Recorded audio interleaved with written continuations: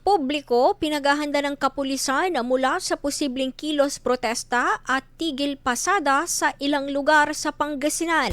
Para sa detalye ng balita, alamin mula kay Idol Aaron Navelgas. 104.7 IFM Report!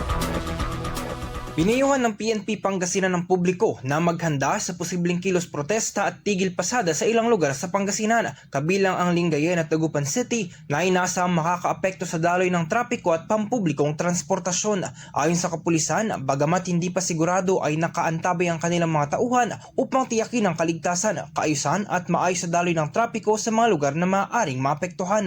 Inirekomenda naman sa mga motorista at pasahero na maglaan ng sapat na oras sa biyahe, sumunod sa mga abiso ng otoridad at iwasan ang hindi kinakailangang pagpunta sa mga apektadong lugar, kabilang na hindi pagpapakalat ng mga hindi beripikadong impormasyon.